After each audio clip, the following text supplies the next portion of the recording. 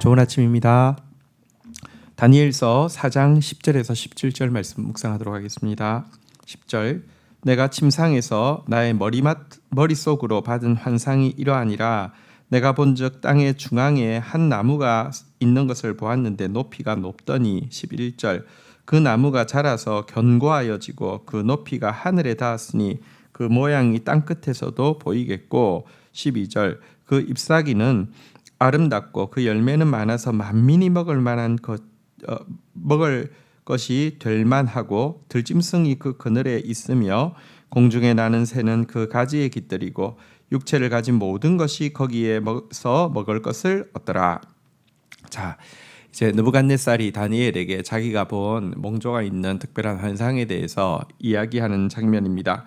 먼저 그가 본 어떤 나무를 이야기하는데요. 그 나무는 높이는 하늘에 닿을 만큼 높고 견고하며 또 그 나무에서 매달리는 열매는 만민이 식물로 삼을 만큼 풍성하였으며 뿐만 아니라 그 나무는 많은 생명체들이 안식처를 얻을 만한 거대한 나무였다라고 묘사하고 있습니다. 이 나무는 하나님께서 권세를 부여하신 한 인간 곧 이제 느부갓네살에 대한 묘사가 됩니다. 하나님께서 여러분 사람을 만드시고 사람을 얼마나 존귀하고 사람을 얼마나 풍성하게 만드실 계획을 가지고 계셨는지를 이 나무는 또 보여주는 것이기도 합니다. 하나님께서 존귀하게 하시면요 하늘에 닿을 만큼 존귀한 존재가 되고요. 하나님께서 풍성하게 하시면요 만국에 미칠 정도로 풍성한 존재가 됩니다. 성경에 보면 하나님은 우리를 하나님보다만 조금 못하게 하시고 영화와 존귀로 관을 씌우셨다고 이야기하고요. 온 세상을 축복으로 다스리는 자로 만드셨다라고 이야기하고 있는 것입니다. 이것이 우리가 회복해야 할 모습이고 또 우리의 사명이기도 합니다. 하지만 이와 같은 우리의 신분은요. 하나님을 떠나서는 자존감이 아니라 교만으로 전락하기 쉽습니다. 여러분 우리가 존귀한 존재고 풍성한 존재인데 하나님과 연결되어 있을 때 그렇습니다. 하나님을 떠나게 되면요. 주어진 자리는 여러분 존귀한 것이 아니라 사악한 것이 되고요. 그 열매는 만민을 살리는 것이 아니라 만민을 죽이는 독과일이 될 뿐입니다. 그리고 또 우리가 하나님께 사용받을 때 하나님과의 관계 속에 있어야 할 뿐만 아니라 모든 영광을 또 하나님께 돌려야 한다는 것도 잊어서는 안 될 것입니다. 이어지는 13절 보겠습니다.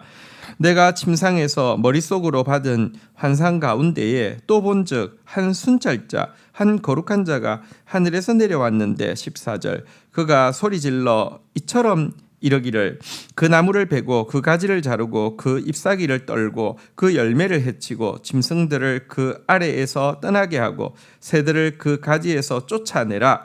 15절 그러나 그 뿌리의 그루터기를 땅에 남겨두고 새와 노줄로 동이고 그것을 들풀 가운데에 두어라. 그것이 하늘 이슬에 젖고 땅의 풀 가운데서 짐승과 더불어 제 몫을 얻으리라. 또 16절 그 마음은 변하여 사람의 마음 같지 아니하고 짐승의 마음을 받아 7대를 지나리라. 느부갓네살이 본 이제 나무에 이어서 본 것은 하늘에서 땅의 일을 순찰하는 거룩한 한 존재를 보게 되었습니다. 이 바로 한 순찰자, 한 거룩한 자는 모든 것을 감찰하시는 지극히 높으신 하나님을 일컫는 말입니다. 존귀한 인간 위에는요, 그를 존귀하게 하시는 하나님이 계심을 꼭 기억해야 합니다. 그 하나님께서 한마디 명령을 내리시자 그 견고하고 풍성하고 많은 생명의 안식처가 되던 나무는 곧 초라하게 이제 나무는 베어지고 가지는 잘라지고 잎사귀는 떨어지고 열매는 헤쳐지고 모든 거기에 깃들이고 있던 생명체는 떠나는 초라한 몰골만 남기게 되었다라고 이야기하고 있습니다. 왜 이와 같은 일을 하실까요? 17절에 보면 그 이유가 나와 있습니다. 이는 순찰자의 명령대로요 거룩한 자의 말대로니 지극히 높으신 이가 사람의 나라를 다스리시며 자기 뜻대로 그것을 누구에게든지 주시며 또 지극히 천한 자를 그 위에 세우시는 줄을 사람들이 알게 하려 함이라 하였느니라. 여러분 그 견고하고 높고 존귀하고 풍성한 나무가 한순간에 베어지는 것을 통하여서 사람들에게 알게 하기 위함입니다. 지극히 높으신 이가 사람의 나라를 다스린다는 것, 자기 뜻대로 그것을 누구에게든지 주실 수 있다는 것. 그래서 그 위에 세워진 자는 하나님이 세워서 존귀한 것이지 그 자체는 비천한 자에 지나지 않는다는 교훈을 주기 위함이다, 이렇게 이야기하고 있는데요. 여기서 우리는 참으로 하나님이 온 세상을 다스리시며 누구든지 세울 수 있고 폐할 수 있는 지존자이심을 알게 됩니다. 이 때문에 인간은 지위 고하를 막론하고 모두 하나님을 경외해야 합니다. 이것이 피조물이 가져야 할 가장 근본적인 지식입니다. 하지만 사실 이 지식을 잃어버리기가 너무 쉬운 것이 타락한 인간의 모습이기도 합니다. 왜냐고 하면 조금만 권세가 있으면 자기 도취에 빠져서 스스로를 하나님처럼 높이려는 어리석음을 가지고 있는 존재가 인간이기 때문에 그렇습니다. 느부갓네살이 바로 그 대표적인 인물이지요. 제국을 가지고 나자 여러분 두 차례에 걸쳐서 다니엘을 통하여서 또 다니엘 세 친구를 통하여서 하나님이 다스리시고 하나님이 그 사람을 사랑하신다는 걸 보여주셨지만 여전히 그는 교만으로 말미암아 이와 같은 해를 당하게 되는 것입니다.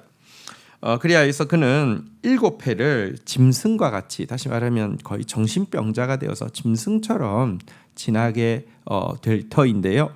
그러나 감사한 것은 하나님이 거루터기를 남겨두셨다는 것입니다.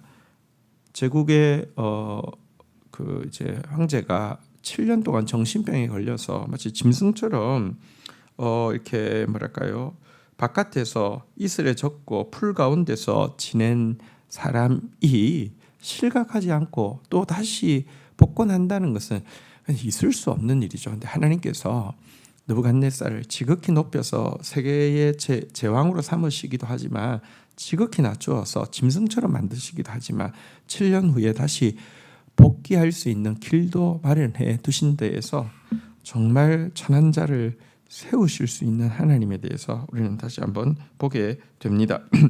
이 지식이야말로 인간을 영화롭게 하는 것이고 존귀하게 하는 것이고, 이 지식을 가진 자는 어떤 영화와 존귀의 자리에 서서라도 하나님을 영화롭게 하는 존재가 될 수 있습니다.